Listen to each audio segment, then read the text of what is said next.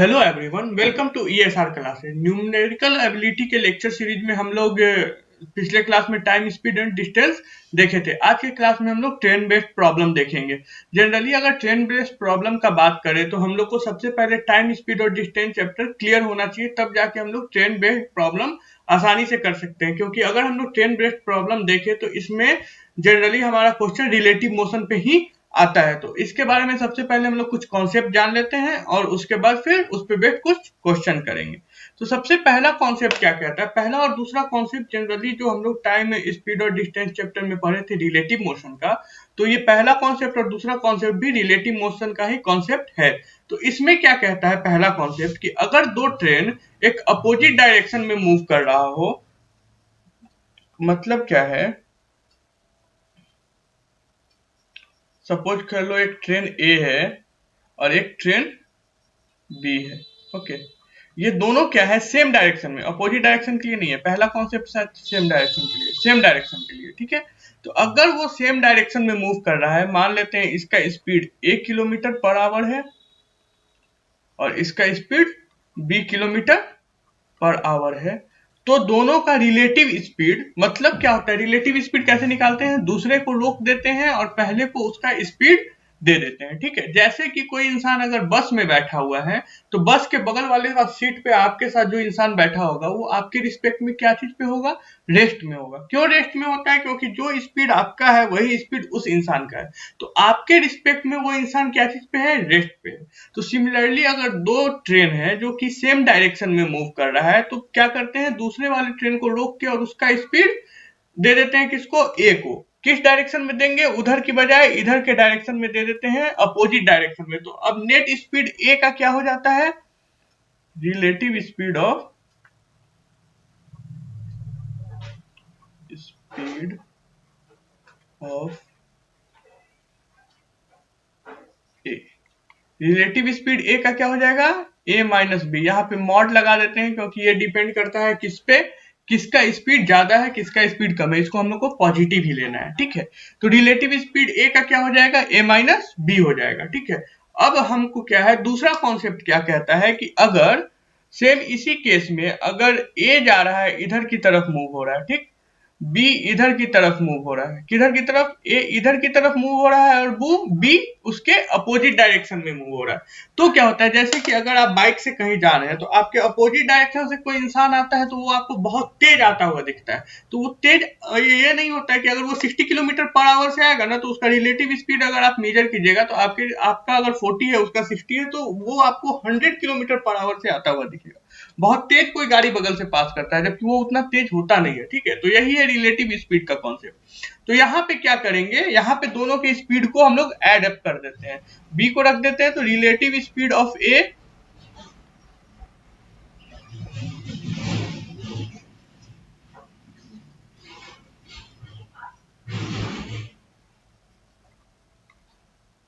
इसका कितना मान लिए हम लोग? 1 किलोमीटर पर आवर, और इसका मान लिए कितना? 20 किलोमीटर पर आवर। इतना सब लोगों को क्लियर हो गया कि दोनों का अगर है तो रिलेटिव स्पीड कैसे फाइंड आउट करेंगे। नेक्स्ट थर्ड नंबर कॉन्सेप्ट हमारा क्या है? थर्ड नंबर कॉन्सेप्ट कहता है कि अगर कोई ट्रेन है, ठीक है, कोई एक ट्रेन है आपको दिया हुआ, वो ट्रेन किसी ऑब्जेक्ट को या फिर किसी गिवन चीज को क्रॉस कर रहा है, तो वो कितने देर में क्रॉस करेगा? तो इसके लिए हम लोग को समझना है, ये थोड़ा सा अच्छा टाइप का क्वेश्चन हो जाता है। सपोज कर लेते हैं कि एक प्लेटफॉर्म है, यहाँ पे क्या है? प्लेटफॉर्म है, ये प्लेटफॉर्म है, यहां से एक ट्रेन आ रही है, ठीक है। ट्रेन की स्पीड लेंथ जो है हम L1 मान लेते हैं, ठीक, और प्लेटफॉर्म की का जो लेंथ है उसको हम लोग L2 मान लेते हैं, ठीक है। तो ये ट्रेन को कितना टाइम लगेगा पास करने में उस प्लेटफॉर्म को, ये डिसाइड कैसे होता है? तो time taken to cross platform, ये हमारा निकलेगा लेंथ जो होगा, जो डिस्टेंस उसको कवर करना पड़ेगा, वो L1 प्लस L2 करना पड़ेगा। और चल तो सिर्फ ट्रेन ही रहा है ना, प्लेटफॉर्म थोड़ी ना चलता है, ट्रेन चल रहा है। तो ट्रेन की स्पीड अगर हम लोग 1 किलोमीटर पर आवर मान लेते हैं, उसको मीटर पर सेकंड में चेंज करेंगे, वो चीज कहाँ पे हम लोग को मिलेगा? टाइम स्पीड और डिस्टेंस वाले चैप्टर में हम लोग को पता चल जाएगा कैसे आसानी से किसी किलोमीटर पर आवर को मीटर पर सेकंड में कैसे चेंज करते हैं और मीटर पर सेकंड को किलोमीटर पर आवर में कैसे चेंज करते हैं। ठीक है, तो यहाँ पे क्या करेंगे, दोनों के लेंथ को ऐड कर देंगे और ट्रेन के स्पीड से डिवाइड करेंगे। क्योंकि अगर देखा जाए तो एक ट्रेन, सपोज कीजिए कि ये पूरा प्लेटफॉर्म है हमारा, एक ट्रेन यहाँ खड़ा है, तो ट्रेन का जो पहला हिस्सा है उसको कितना डिस्टेंस कवर करना पड़ेगा, एक तो पहला पूरा प्लेटफॉर्म कवर करना पड़ेगा और जो पिछला हिस्सा है उसके लेंथ के बराबर भी डिस्टेंस उसको कवर करना पड़ेगा। तो पूरा ट्रेन का अगर लेंथ L1 है और प्लेटफॉर्म का लेंथ L2 है, तो पूरा ट्रेन जब प्लेटफॉर्म से क्रॉस होगा तो वो पूरा का पूरा कितना डिस्टेंस कवर करेगा, L1 प्लस L2 डिस्टेंस। ये बात सब लोगों को समझ में आया। चलो नेक्स्ट हम लोग देखते हैं, नेक्स्ट क्या है कि अगर यही चीज अगर किसी पोल से पास कर रहा है, ऐसा क्वेश्चन आता है ना कि एक ट्रेन है वो किसी पोल को कितने देर में क्रॉस कर जाएगा, तो वो वहां पे उस पोल को क्रॉस करने के लिए उसका स्टार्टिंग जहां पे इंजन होता है और पीछे वाला जो गार्ड वाला बोगी होता है, उस दोनों को क्रॉस करना होगा। तो मतलब क्या लेंथ कवर करना होगा ट्रेन को, जितना लेंथ ट्रेन का होगा। ठीक है, सपोज करते हैं कि कोई ट्रेन 100 मीटर लंबा है, तो वो किसी और 5 मीटर पर सेकेंड के स्पीड से चल रहा है। ओके, यहाँ पे देख लेते हैं एग्जांपल कि ट्रेन जो है वो 100 मीटर लंबा है, ठीक है, और कितने स्पीड से चल रहा है, 5 मीटर पर सेकेंड के स्पीड से वो चल रहा है। तो उसको कितना टाइम लगेगा किसी एक पोल को, या फिर कोई इलेक्ट्रिक पोल कुछ भी दे दे आपको, कि जिस चीज का किस टाइप का चीज होना चाहिए जिसका कोई बहुत ज्यादा मेजरेबल विड्थ नहीं हो। कोई इंसान को कितने देर में क्रॉस करेगा, किसी पोल को कितने देर में क्रॉस करेगा, तो किसी इंसान का थोड़ी ना 1 मीटर 1.5 मीटर ऐसे तो लेंथ होता नहीं है, पतला सा होता है। ठीक है, तो जिसको हम लोग मीटर नहीं करते, तो सिर्फ जो ट्रेन का लेंथ है वहीं से हम लोग फाइंड आउट कर देंगे कि कितना टाइम लगेगा। तो टाइम यहाँ पे क्या होगा, length of train divided by speed of train, है कि नहीं। ट्रेन के लेंथ को ट्रेन के स्पीड से ही डिवाइड कर देंगे, तो वहां हम लोग क्या फाइंड आउट कर लेंगे, कितने समय में वो उस पोल को, जो कि एक कांस्टेंट ऑब्जेक्ट है जिसमें कोई विड्थ नहीं है, मतलब मेजरेबल विड्थ नहीं है, उसको वो कितने देर में क्रॉस करता है। ठीक है, ये बात सब लोगों को समझ में आ गया। यहीं पे हमारा फिफ्थ आता है कि if two train of length L1 and L2, ठीक, दो ट्रेन है हमारा जो कि L1 और L2 लेंथ का है और दोनों क्या कर रहा है, सेम स्पीड से, सेम डायरेक्शन में मूव कर रहा है, S1 और S2 स्पीड से। यहाँ समझने वाली बात है कि दो ट्रेन है जिसका लेंथ L1 L2 है और स्पीड कितना है, S1 S2, ठीक है, और सेम डायरेक्शन में कवर कर रहा है। तो क्या कहता है कि एक जो स्लोअर ट्रेन है उसको फास्टर ट्रेन कितने दिन में क्रॉस कर जाएगा। तो सबसे पहले ये चीज हम लोग को समझना है कि इसमें हमेशा ये चीज मानते हैं कि जो स्लोअर ट्रेन है वो आगे है और जो फास्टर ट्रेन है हमारा, वो उसका जो रनिंग है वो कहां से स्टार्ट करेंगे, उसके पिछले वाले बोगी के लास्ट एंड से। ठीक है, तब हम लोग को वहां से निकालना होता है। तो टोटल लेंथ ट्रेन क्या कवर करेगा, टोटल लेंथ ये कवर करेगा अपने लेंथ के बराबर प्लस स्लोअर ट्रेन के लेंथ के बराबर। तो ये कितना हो जाता है, L1 प्लस L2। और रिलेटिव स्पीड क्या आएगा हमारा, स्पीड देखो दोनों एक ही डायरेक्शन में जा रहा है, तो पीछे वाले का स्पीड अगर आगे वाले से रिलेटिव देखेंगे तो वो कम हो जाएगा। तो स्पीड कितना हम लोग लेंगे, S1 मान रहे हैं आगे ये फास्टर ट्रेन का और माइनस S2। ओके, सब लोगों को ये चीज क्लियर हुआ, कहीं कोई डाउट नहीं। क्या है, ये बहुत ही आसान है कि दो ट्रेन जा रहा है आगे, एक ट्रेन स्लोअर ट्रेन आगे है, फास्टर, अच्छा स्लोअर पीछे होगा फास्टर आगे होगा, तो कभी ओवरटेक कर पाएगा क्या, पॉसिबल ही नहीं है, ओवरटेक ही नहीं करेगा, तो वहां पे तो इस टाइप का केस ही नहीं बनेगा ओवरटेक का। स्लोअर ट्रेन अब आगे है, फास्टर ट्रेन उसके पीछे है, तो वो कितने देर में उसको ओवरलैप कर जाएगा, ठीक है, ओवरटेक कर जाएगा। तो ओवरटेक कितने देर में करेगा, टोटल लेंथ आगे वाले ट्रेन का लेंथ प्लस पीछे वाले ट्रेन का length divided by relative speed. समझ में आया सब लोगों को, कोई दिक्कत नहीं है यहाँ पे। नेक्स्ट देखते हैं कि यही अब कह रहा है हमारा क्या, कि अगर दो ट्रेन है और वो अपोजिट डायरेक्शन में चल रहा है, ठीक है, अपोजिट डायरेक्शन में चल रहा है, तो कह रहा है कि एक ट्रेन दूसरे ट्रेन को क्रॉस कितने देर में करेगा। ठीक है, तो यहाँ पे भी तो ट्रेन को लेंथ कितना कवर करना पड़ता है, L1 plus L2 length cover करना पड़ता है। लेकिन यहाँ पे रिलेटिव स्पीड क्या होगा, दोनों अपोजिट डायरेक्शन में जा रहे हैं तो रिलेटिव स्पीड एड अप हो जाता है। तो हमारा टाइम क्या निकल के आएगा, टाइम बराबर L1 plus L2 by S1 plus S2। किसी को यहां तक कोई दिक्कत, हर एक कॉन्सेप्ट 6 कॉन्सेप्ट हम लोग इसमें पढ़े हैं और इस 6 कॉन्सेप्ट से बाहर कोई भी क्वेश्चन हमारे ड्राइव में नहीं आता है, ठीक है, इस टॉपिक के अंदर। ठीक है, हमारा पहला क्वेश्चन है कि a train cross a pole in 20 second, if the length of train is 500 metre, what is speed of train. समझना है, ये पोल है, पोल का कोई विड्थ नहीं होता है जो मेजर किया जा सकता है। तो टोटल लेंथ कितना ट्रेन को कवर करना पड़ेगा, total length LENGTH length is equal to 500 metre and time taken, time कितना लगेगा उसको 20 सेकेंड लग रहा है। तो बोल क्या रहा है, स्पीड निकालने के लिए। ठीक है, तो स्पीड यहाँ पे हम अगर निकालते हैं तो स्पीड बराबर क्या हो जाएगा, लेंथ या फिर डिस्टेंस जो कि कवर हुआ डिवाइडेड बाय टाइम। तो ये हमारा स्पीड दे देगा, तो 500 मीटर डिवाइडेड बाय 20 सेकेंड, ये आ गया 25। तो ये कितना आ गया हमारा 25 मीटर पर सेकेंड। अगर 25 मीटर पर सेकेंड हमारा क्या है, स्पीड आया है, यहाँ पे स्पेसिफाई नहीं किया है कि मीटर पर सेकेंड में निकालना है या किलोमीटर पर आवर में निकालना है, तो वो ऑप्शन के अकॉर्डिंग जाएंगे। सारा क्वेश्चन ऑप्शनल ही होता है, इंटीजर टाइप नहीं आता है। ठीक है, नेक्स्ट क्वेश्चन भी सेम है। इसमें क्या है कि पोल 10 सेकेंड में क्रॉस, ट्रेन जो है पोल को 10 सेकेंड में क्रॉस कर रहा है और ट्रेन की लेंथ कितनी है 100 मीटर है। तो स्पीड ऑफ ट्रेन बताना है कि किलोमीटर पर आवर में यहाँ स्पेसिफाई किया गया है। तो इसमें क्या होगा, डायरेक्ट हम लोग कर लेते हैं। स्पीड क्या होगा, length of train divided by time taken. Okay, तो ये 100 मीटर हो गया और इसको डिवाइड कितना से करना है, 10 से। तो ये हमारा आ गया 10 मीटर पर सेकेंड। अब इसको किलोमीटर पर आवर में बदलना है, तो ध्यान दीजिएगा किलोमीटर पर आवर में बदलने के लिए हम लोग क्या करते थे, 18/5 से मल्टीप्लाई करते थे।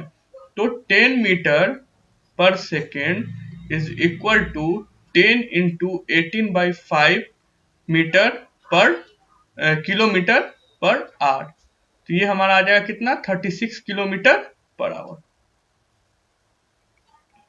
है कि नहीं, किसी को दिक्कत है यहाँ पे? इस तो बहुत आसान क्वेश्चन था, डायरेक्ट जो कॉन्सेप्ट बताया गया उस कॉन्सेप्ट पे ये क्वेश्चन आ गया। नेक्स्ट क्वेश्चन हम लोग देखते हैं कि एक ट्रेन है, a train is running at a speed of 100 kilometre per hour and a car is running on the road parallel to the train track. Train के ट्रैक के ही पैरेलल एक रोड है, उस पे वो 20 किलोमीटर पर आवर से चल रहा है, सेम डायरेक्शन में चल रहा है। ठीक है, how much time will take to cross the car if the length of the train is 100 metre. अच्छा, कार का कोई मेजरेबल लेंथ है क्या? नहीं है। अगर ट्रेन के अपेक्षा में देखें तो कार का मेजरेबल लेंथ नहीं है। 100 मीटर का कार थोड़ी ना होता है, 2-3 मीटर का होगा, तो 102 103 हुआ, तो वो बहुत ज्यादा मायने यहाँ पे नहीं रखेगा। तो यहाँ पे हम लोग क्या करेंगे, लेंथ जो कवर करना होगा वो सिर्फ ट्रेन के लेंथ के बराबर होगा। अगर यहाँ पे स्पेसिफाई कर देता है कि कार ऑफ लेंथ, कार का लेंथ भी दिया रहता तो फिर उसको हम लोग एडअप कर देते, लेकिन यहाँ पे नहीं हो। अच्छा, सेम डायरेक्शन में जा रहे हैं तो रिलेटिव स्पीड क्या होगा, इज इक्वल टू हो जाएगा हमारा 100 माइनस 20 किलोमीटर पर आवर। होगा कि नहीं? तो ये कितना आ गया हमारा 80 किलोमीटर पर आवर। इसको हम लोग मीटर पर सेकंड में अगर बदलते हैं तो किलोमीटर पर आवर को मीटर पर सेकंड में बदलने के लिए 5/18 से हम लोग को मल्टीप्लाई करना पड़ता है। ठीक है, तो ये हमारा आ जाएगा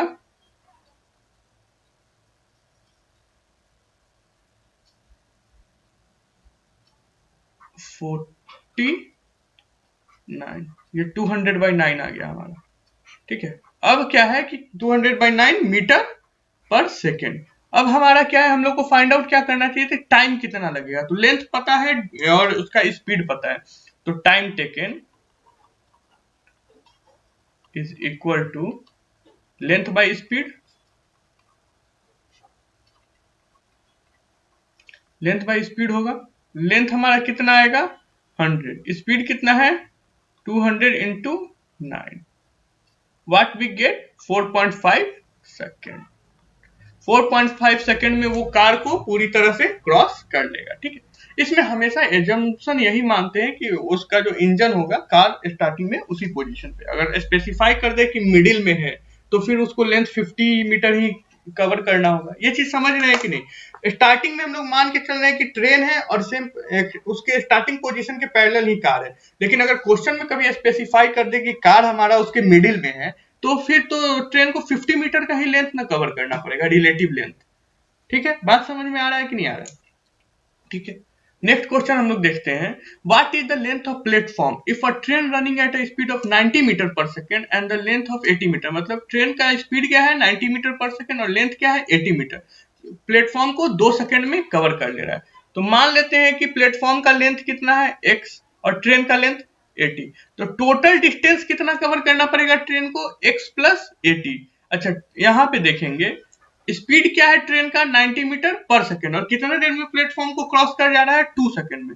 तो 19 इंटू 2, तो यहां से क्या आएगा 80 is equal to 180, x is equal to 100।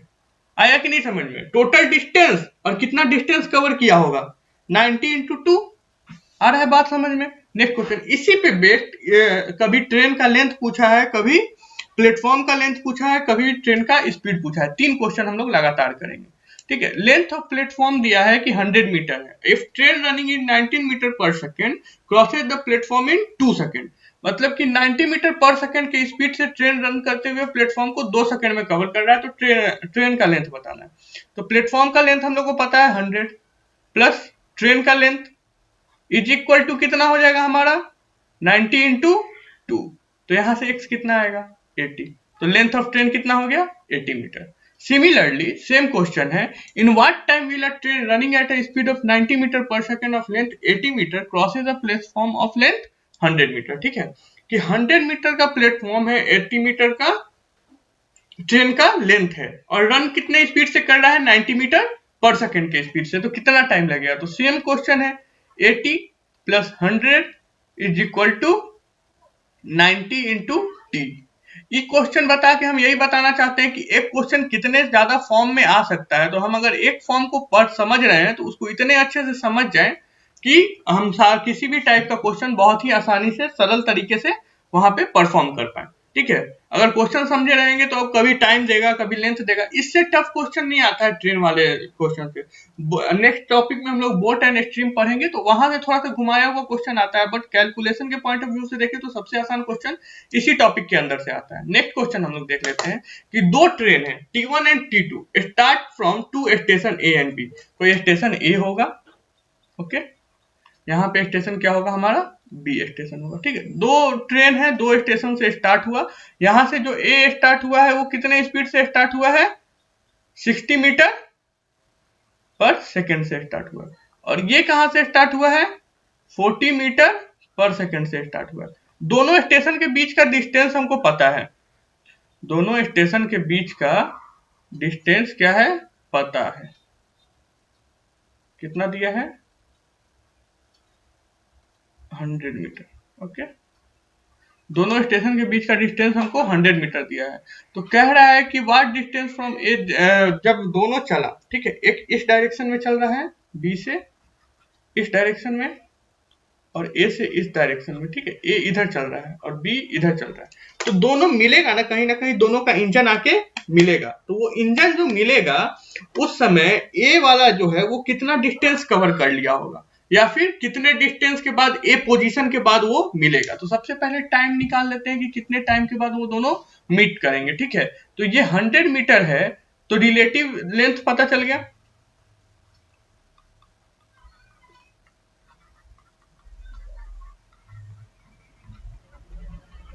Relative speed क्या हो जाएगा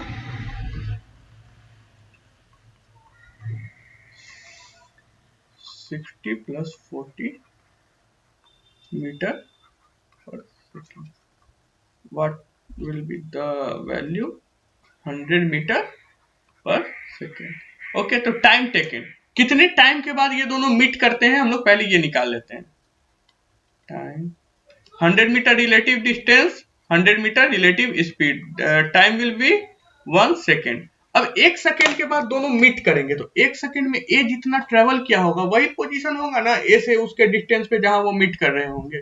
समझना है, यहाँ पे देखिए अगर 1 सेकेंड के बाद सपोज करते हैं 1 सेकेंड के बाद ये वाला यहाँ आ गया होगा, ये वाला यहाँ आ गया और टकरा नहीं गया है, अलग अलग पटरी पे। ठीक है, तो ये जो डिस्टेंस यहाँ से यहाँ कवर किया होगा उस समय तक वही हम लोग को निकालना है। ठीक है, तो यहाँ पे 1 ही मिनट में वो दोनों मिले हैं तो 1 मिनट में ए जितना ट्रेवल किया होगा वहां से ये डिस्टेंस हम लोग निकाल सकते हैं। तो डिस्टेंस फ्रॉम ए से डिस्टेंस हो जाएगा 60 metre per second multiply 1 second, 60 metre मतलब ए से वो 60 मीटर पे मीट करेंगे। ठीक है, किसी को कोई दिक्कत नहीं। लास्ट क्वेश्चन एज ऑलवेज आपके लिए है, आप बना के इसका आंसर कमेंट करेंगे। क्वेश्चन हम समझा देते हैं। Two train are running in the same direction, same direction में पैरेलल ये प्लेटफॉर्म पे पटरी पे रन कर रहे हैं with a speed of 40 metre per second and 60 metre per second. How much time will it take to cross a slower train by faster train if the length of the slower train is 50 meter and the fastest train is 20 meter? दो train है जो same पटरी पे जा रहे हैं, ठीक है। स्लोअर ट्रेन आगे होगा, पहले क्लियर कर चुके हैं, और फास्टर ट्रेन उसके पीछे होगा, तभी वो एक फास्टर ट्रेन स्लोअर को ये ओवरटेक कर सकता है। ठीक है, तो स्लोअर आगे है, फास्टर पीछे है, एज्यूम भी कर लेना है, वहां दिया है क्वेश्चन में। ठीक है, अब हमको ये बताना है कि कितनी देर में स्लोअर ट्रेन जो है, फास्टर ट्रेन जो है, स्लोअर ट्रेन को ओवरटेक कर लेगा। कॉन्सेप्ट नंबर 6 लगाइएगा, क्वेश्चन आसानी से बन जाएगा आपका, और कमेंट बॉक्स में इसका आंसर जरूर से जरूर डालिएगा। अगर वीडियो पसंद आ रहा है तो इसको लाइक कीजिए, सब्सक्राइब कीजिए और दोस्तों के साथ शेयर कीजिए, ताकि उनको भी कंफर्ट फील हो प्लेसमेंट ड्राइव के प्रिपरेशन के लिए। मिलते हैं नेक्स्ट क्लास में नए टॉपिक के साथ। Thank you.